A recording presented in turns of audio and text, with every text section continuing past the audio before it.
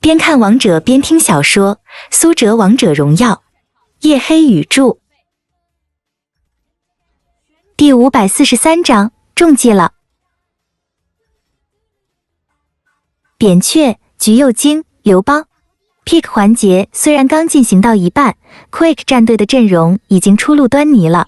以扁鹊为核心打造的不死鸟体系，橘右京的恢复，刘邦的护盾，再配套一个程咬金的话，那么这个套路是肉到让人崩溃的。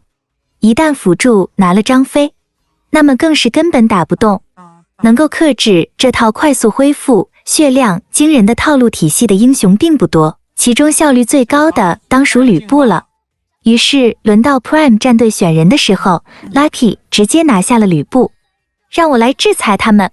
Lucky 信心十足，他相信自己的吕布绝不会比神殿战队的 Mike 逊色。更何况吕布的弱势期是在前期，但一旦拖入30分钟之后，那么吕布简直就是个 bug 一样的存在。这个英雄的操作性不那么强，稍微有些意识就完全可以杀翻全场。战争为我而生，吕布 Lucky 毫不犹豫地选择了吕布。哦，是吕布，果然是吕布。解说剑南笑着说道，作为上一场 Quake 战队与神殿战队比赛的解说，剑南对吕布这个英雄非常了解。神殿战队上一场通过吕布和孙膑的后期组合，在拖延打法中利用 Quake 战队的套路反制 Quake， 直接打得 Quake 战队落花流水，而后期的关键就是吕布。看得出来 Prime 战队做了很多功课，吸取了上一场神殿战队战胜 Quake 战队的套路和营养。由于我们知道 Quake 战队的打法和特点是比较有耐心，经常把比赛拖到后期，所以想要战胜 Quake 战队，就必须要保证在后期的对抗中能够与 Quake 战队抗衡。目前来看，吕布和孙膑这两个英雄都具备这样的特点，非常适合与 Quake 战队较量。芊芊也点头道，是的呢， Prime 战队显然已经看穿了 Quake 战队的命门所在，这才拿出了孙膑、李白、吕布这样的后期英雄。不过我们看一下长歌的选人，他是同样使出后期英雄，还是选择一位前期英雄呢？苏哲当然不会再拿后期英雄，直接选5个后期英雄出来，岂不是送死？现在 Prime 战队的这套阵容中，李白前4级是个弱势期，吕布后期之前都是弱势期，孙膑勉强算是比较平稳，没有明显弱势的中规中矩的英雄。这也就意味着苏哲和 Tiger 不能再选后期英雄了，否则 Prime 的前期就太弱势了。想到这里，苏哲做出了自己的选择。嘿，有兴趣搞点大事吗？哪吒。苏哲拿下了前期爆发很猛的英雄。哪吒？哦，原来是哪吒。剑南点头说道，针对 Quake 战队的回复型阵容，拿下一个哪吒的确是非常好的选择。这样一来 Quake 战队不管是选择扁鹊还是程咬金， Prime 战队这边都不会太过担心了。芊芊道，没错。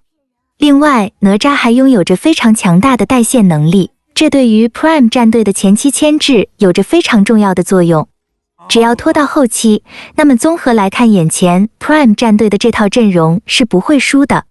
剑南也承认道，是的，这样一来 Quake 战队反而是危险了。当大家都认为 Prime 战队这套阵容完全碾压 Quake 战队的时候， Quake 战队继续选人了。最后2个名额， Quake 战队的边路选手拿下了边路砍王凯。看到这里，苏哲不由得意外。凯这个英雄虽然有一技能的回复，但这个回复的效果说实话并不太好。虽然有大招的免伤，而且大招的免伤能够抵挡住吕布的真实伤害，但免伤被下调之后，其实也就是那么回事。凯实际上更多的是一个前中期的爆发英雄，靠着被动打出150%的伤害来输出。他的职能与 Quake 战队肉装拖后期的理念有些许的不同，与整体的套路也有点格格不入的意思。因此看到这个人，苏哲愣住了，背后的教练韩小军也愣住了。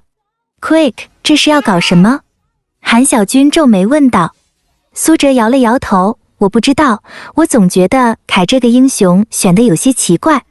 旺财道：“咱们再等等，看看他们辅助选的是谁。”没等旺财这句话说完 ，Quake 战队做出了选择：强者生，弱者死。太古魔岛，姜子牙这个选人一出来，全场都惊呼了。两名解说傻眼了，观众傻眼了，就连 Prime 战队都傻眼了。万万没想到啊！ Prime 战队千算万算也没有想到 ，Quake 战队的辅助居然会选出姜子牙。教练韩小军一拍大腿，完蛋，中计了呀！苏哲也明白了，这根本就是个阴谋，就是个圈套。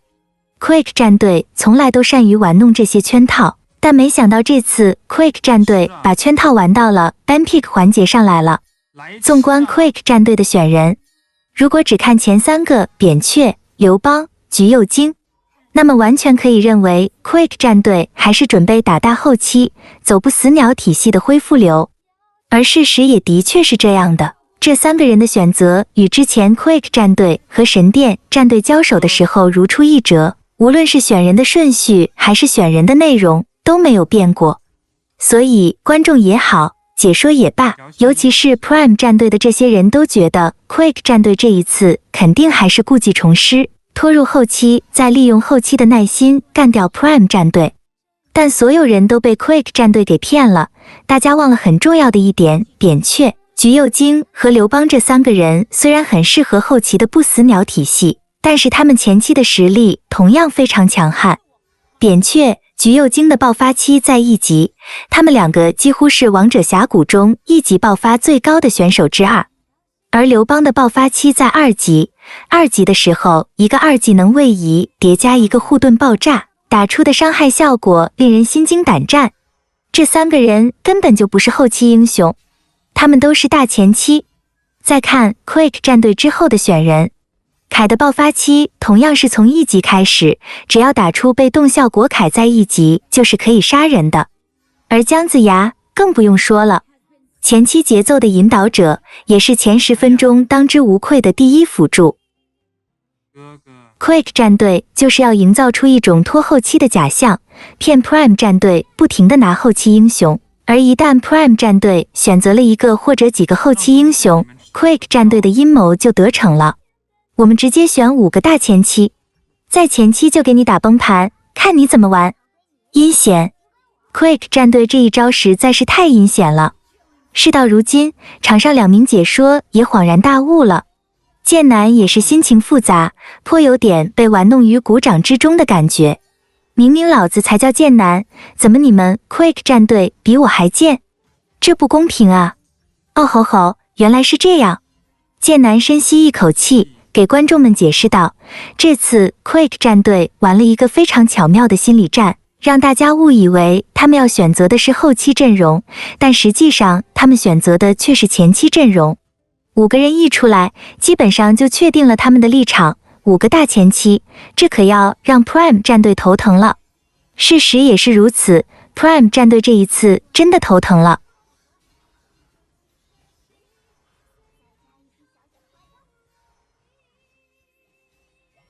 打不死。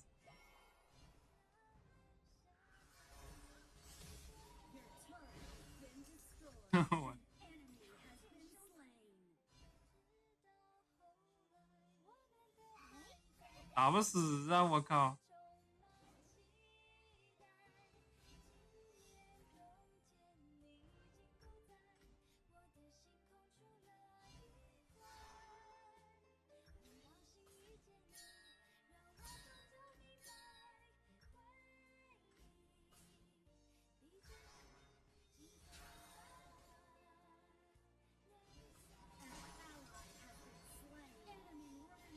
嗯？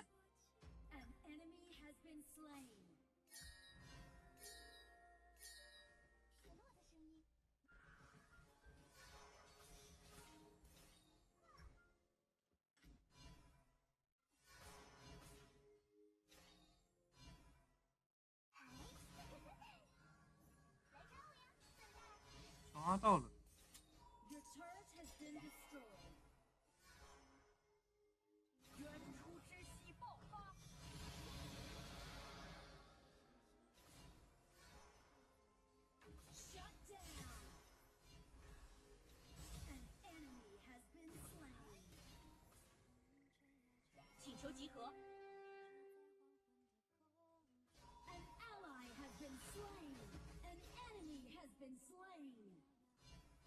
嚣张什么？发起进攻，请求集合。问你，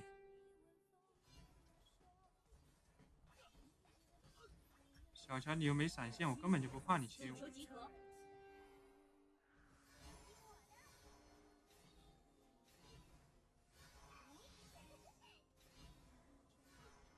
Your team has destroyed a turret. 开龙，开龙。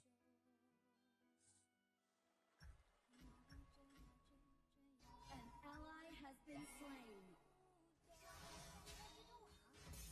我的日常就是在他的后台。开始撤退。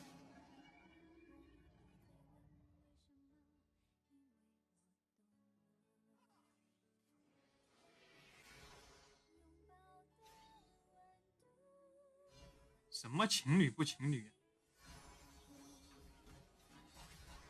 You have been slain. 请求集合。An enemy has been slain. 这李白在干什么？ An enemy 什么情侣呀、讲什么呀？ Your turret has been destroyed.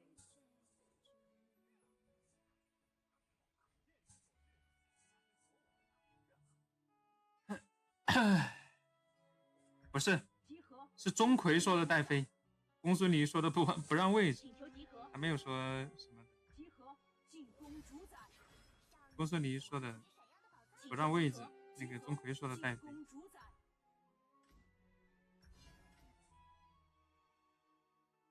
也不算崩，他经济比对面射手高的。当然，我这么照顾他，他再起不来，那真他问题了。我下路完全都没看过，一直在抓伤，一直在抓。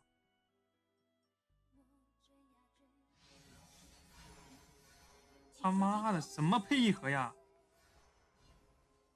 An ally has been slain. An enemy has been slain. You have slain an enemy. 发起进攻。咱们这配合天衣无缝。免费赠送。 Killing spree. 我的日常就是在他的后台。发起进攻。请求集合。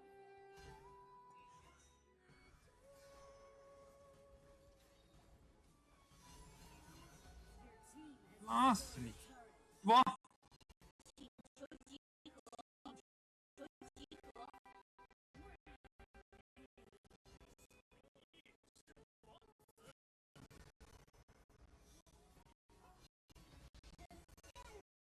拿下 MVP！